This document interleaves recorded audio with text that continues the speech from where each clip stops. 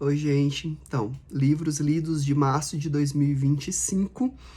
Foi um mês mais produtivo, consegui finalizar algumas leituras que eu vinha fazendo aí já há algum tempo. E aí, vamos lá. Eu comecei o mês finalizando a leitura dos Irmãos Karamazov, do Dostoiévski, que foi o livro escolhido para o encontro de março do Grupo Gradiva de Literatura e Psicanálise. Então, a gente veio lendo ele desde dezembro e, como vocês podem ver, é um livro bastante grande. Essa minha edição é da editora 34, é um box que vem com 2 volumes. Ele é um livro só, mas aí eles dividiram em 2 para facilitar a leitura. A capa dele é simples, então não é a capa dura, assim como o box também é meio maleável, mas é bom, sim, não é exatamente de má qualidade. E aí o volume 1 é um pouco mais curto que o volume 2. E aqui a gente tem a história desses irmãos que, bom, eles têm um pai que é uma pessoa meio mau caráter, que tem esses 3 filhos, mas também tem um 4º filho que ele não assumiu como legítimo, e aí que é o Smerdyakov, e ele trabalha na casa como um serviçal, como um empregado, um cozinheiro, enfim. E os 3 irmãos, que são o Ivan, o Alexei e o Dmitri. E aí são esses 3 filhos, 2 deles da mesma mãe, o terceiro, o primeiro, na verdade, o Dmitri, de outra mãe. E aí eles vivem em conflito com esse pai, na verdade os dois, né, o Ivan e o Dmitri, vivem em conflitos com esse pai, porque esse pai tem um dinheiro, o Dmitri quer esse dinheiro desse pai, esse pai não é um pai muito gente boa, enfim. E aí as questões vão girando um pouco em torno disso. O Alexei, o Alyosha, ele é o melhor, assim, o melhor personagem do livro para mim. Ele vive num monastério, alguma coisa assim, dessa ordem na Rússia, né? Porque, enfim, o livro é russo. E aí ele é uma pessoa boa, genuinamente boa, que todo mundo genuinamente ama e gosta e respeita e admira. Inclusive esses irmãos outros que são mais difíceis, eles também respeitam o Alyosha. Acho que o nome dele é Alexei Alexander, e aí o apelido é Alyosha, é algo assim. Porque os nomes russos são meio difíceis de acompanhar. Mas, e aí assim, a gente tem esses irmãos que vivem alguns conflitos, cada um deles tem uma personalidade muito forte. O Dmitri, ele é extremamente impulsivo, ele é uma pessoa mais difícil, violenta. O Ivan, ele já é uma pessoa mais racional, mas também uma pessoa meio intratável, assim, embora ele seja menos do que o Dmitri, porque ele é só mais racional e meio chato. E o Alyosha é essa pessoa mais crente, então ele apela para uma crença em Deus, apela para a humanidade, apela para um amor à humanidade, enfim. Então ele é uma pessoa mais conciliativa, assim. Ele acompanha todas essas desventuras dos outros irmãos e tenta conciliar com o pai, enfim. E aí acontece um assassinato, e aí a gente vai acompanhar o julgamento mais pro final do livro, o julgamento desse assassinato. E aí, assim, a genialidade desse livro, eu já vou dizer que eu amei muito, é que o Dostoiévski consegue envolver o próprio leitor na trama, no sentido de esse julgamento faz com que a gente também se perceba julgando e perceba o quanto a gente se implica ou não com esse assassinato, e isso diz muito do que a gente é enquanto sociedade. Porque parece que, no fim das contas, a gente não se importa muito com o assassinado, e a gente está muito mais preocupado em julgar quem cometeu esse assassinato, ou de julgar alguém, né, assim, para justificar que a gente não se importe com esse assassinato. Aí a gente diz que se importa porque a gente está condenando alguém por esse crime.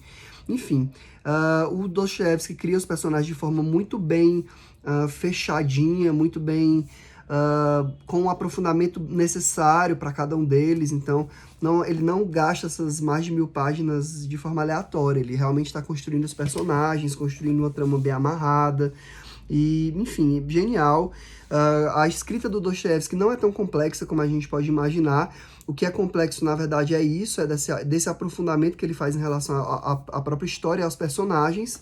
Essa edição que eu tenho, ela é recheada de imagens, então são imagens um pouco abstratas, mas que dialogam bastante com a história, com a narrativa.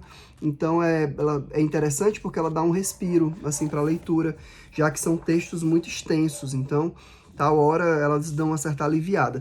Eu sei que tem outras edições que são volume único e que não tem essas ilustrações, mas eu aconselho quem puder investir nessa daqui. Vale a pena por isso, porque só ler sem um respiro é meio complicado. Então, assim, é um investimento grande ler esse livro, porque são muitas páginas e é muito tempo investido, mas garanto que vale muito a pena no final das contas.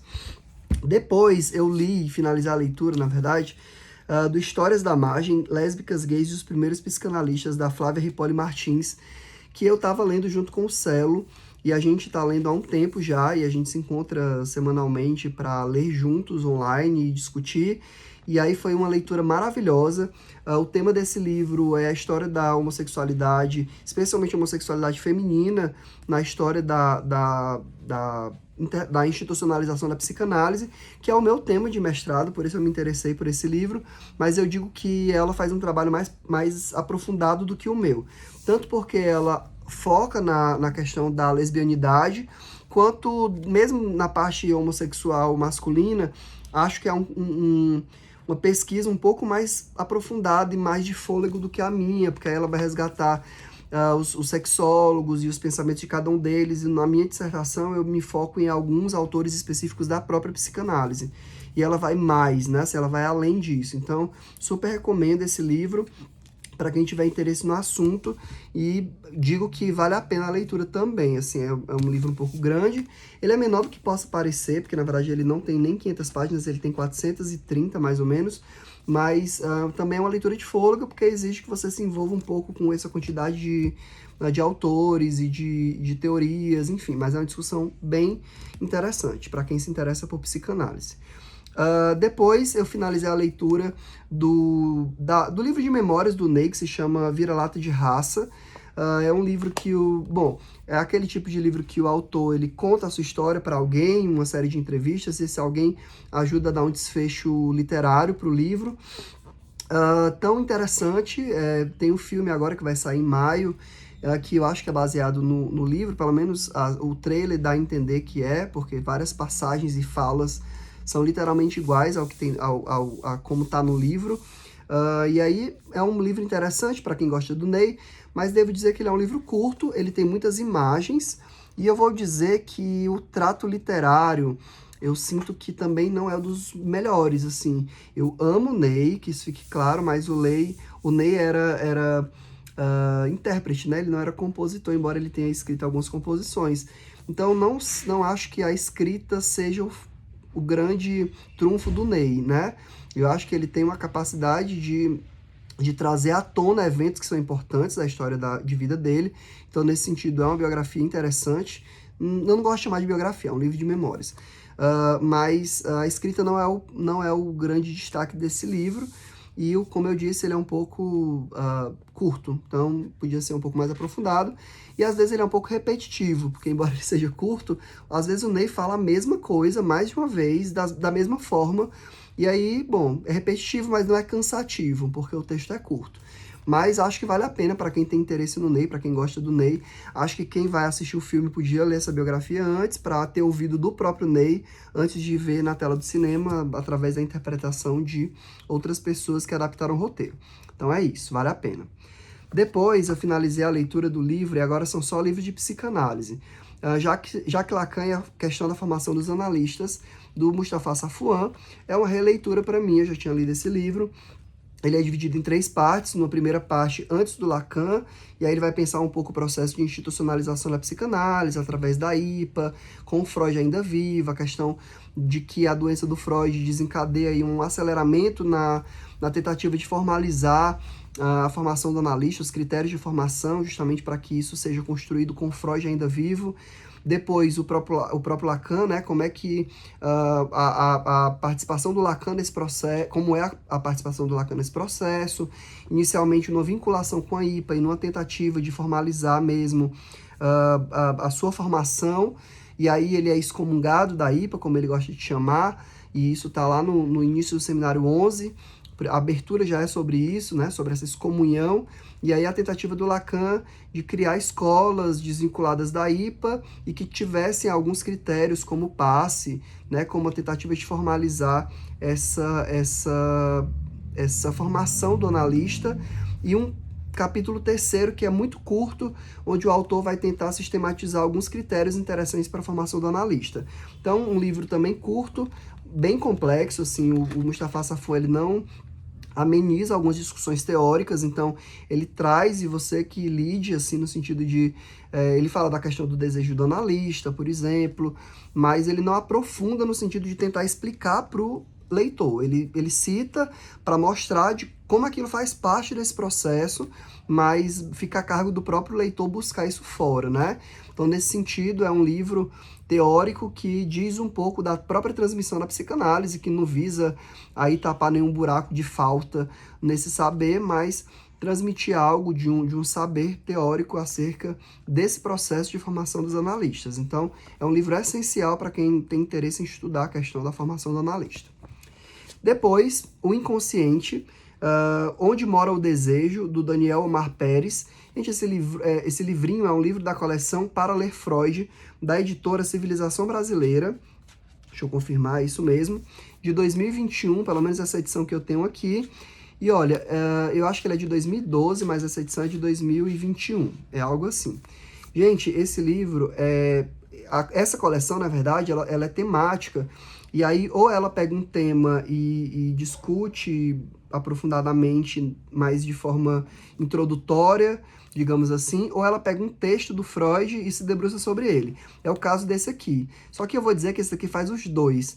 Ele tem a ideia de discutir o texto metapsicológico do Freud de 1915, O Inconsciente, mas ele vai além disso, porque ele traz toda a construção da noção de inconsciente para o Freud antes da escrita desse texto, e ele vai se debruçar sobre o texto, e depois ele vai trazer algumas consequências de outros textos posteriores, e outros textos que também dialogam com a questão do inconsciente, e nisso ele vai falar sobre os sonhos, sobre os atos falhos, xistes, esquecimentos, né, os lapsos. Então, assim, é um livro que aprofunda bastante a questão do inconsciente. Ele tem menos de 200 páginas, aqui eu estou contando 193, então é introdutório, mas ele aprofunda, mas ele se debruça sobre a discussão. Então eu diria que ele não é um livro sobre o texto inconsciente, eu diria que ele é um livro sobre o conceito inconsciente. Então, super vale a pena. Acho que para quem busca esse aprofundamento, ele faz esse aprofundamento de forma bastante competente.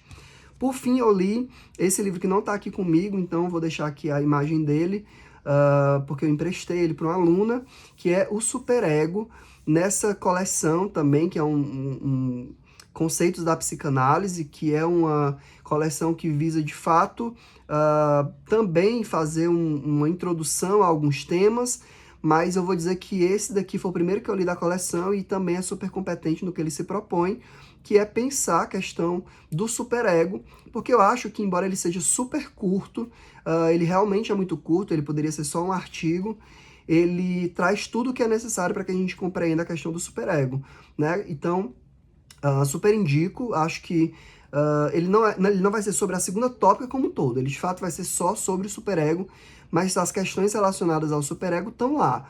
Claro que algumas, como a questão do ideal do eu e do eu ideal, são pinceladas, mas não são aprofundadas, e outras questões também que são importantes relacionadas ao narcisismo, ele não deixa de citar, ele não deixa de explicar minimamente, ela, na verdade, a Priscila, mas, de fato, ele é um texto mais amplo, né, assim, para a gente entender o que é o superego e não fazer um estudo aprofundado do superego, como eu acho que esse aqui, por exemplo, é um pouco mais aprofundado na questão do inconsciente. Esse do superego não, você tem uma introdução mais geralzona e sabe todas as discussões que estão relacionadas com o superego, sem que ela aprofunde cada uma dessas discussões. Não que aqui ele também aprofunde de forma, meu Deus, agora eu sei tudo sobre os sonhos e atos falhos, mas eu acho que ele aprofunda um pouco mais do que ela na questão do superego. Então essas foram as leituras que eu realizei em março de 2025, senão eu vou me estender muito e o vídeo vai ficar muito longo. Queria só mesmo comentar essas leituras e dizer que eu fiquei feliz de ter realizado essas leituras. Eu acho que foram ótimas leituras, eu gostei de todas essas leituras, de todos esses livros e super indico eles. Qualquer dúvida me perguntem aí no privado. É isso e até o próximo mês.